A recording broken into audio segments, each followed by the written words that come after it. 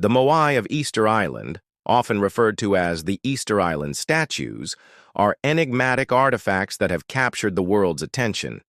These massive stone figures stand as silent witnesses to a bygone era, leaving us with more questions than answers.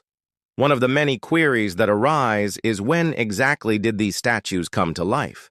Do they have a birth date? In this video, we will explore the fascinating history behind the creation of the Moai and shed light on when they were brought to life. But before we begin, if you love anything related to ancient discoveries, lost civilizations, and everything archaeology, make sure to stay tuned. We bring you new videos every week. And now let's go back to the mystical world of the Moai. Unlike human beings, the Moai do not have a traditional birth date. They are inanimate artifacts created by the skilled hands of the Rapa Nui people, the ancient inhabitants of Easter Island. Rather than a birthday, we can refer to the period during which most of the Moai were carved and placed on the ceremonial platforms called the body as their point of birth. Archaeological evidence suggests that the intense activity of construction and erection of the Moai took place between approximately 1250 and 1500 AD. However, it is important to note that the exact dates are still debated and subject to ongoing research and analysis by experts. The birth of the Moai coincided with a flourishing civilization on the island. During this time, the Rapa Nui society was prosperous and had a complex social organization. The Moai served as guardians and symbols of power and prestige, representing deities or deified ancestors of specific clans. Each clan had its own ahuturi, or sacred enclosure, where the Moai were venerated and rituals were performed.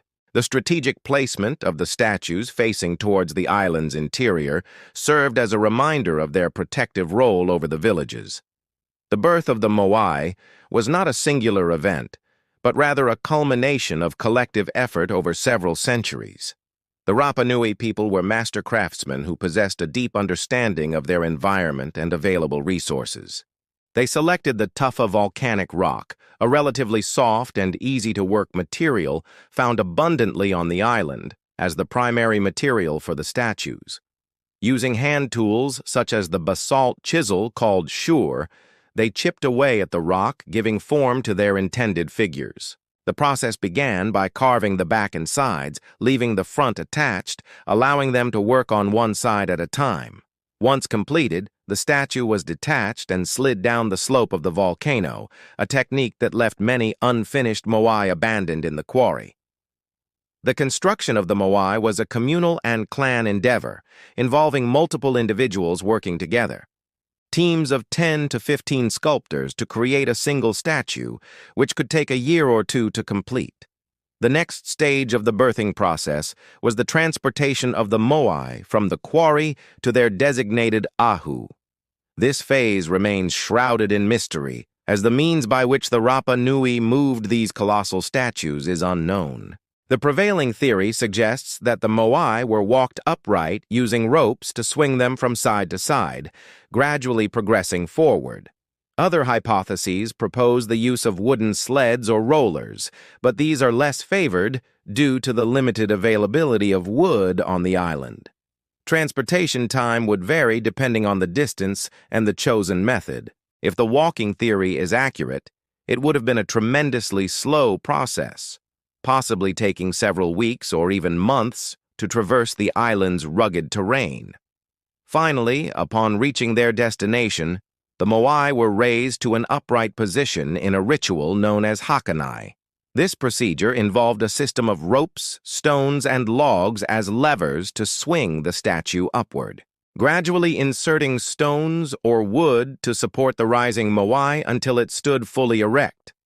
The completed statues were adorned with pukao, a distinctive headdress of carved red scoria believed to symbolize a chignon or hat. In conclusion, while the Moai do not have a specific birth date, the period between 1250 and 1500 AD serves as their point of birth, marking the time when the Rapa Nui people created these iconic figures on Easter Island. Born during the island's cultural and societal peak, the Moai represent a significant chapter in human history. They embody the ingenuity, skill, and devotion of the Rapa Nui artisans who brought them to life. As we continue to explore and learn about these enigmatic statues, we pay tribute to the rich heritage of Easter Island and the enduring legacy of its people. We hope you enjoyed learning more about the Moai and their creation. Don't forget to share your thoughts and comments below, and most importantly, stay tuned for more exciting discoveries from the world of archaeology and ancient civilizations. Until next time, keep exploring the mysteries of our past.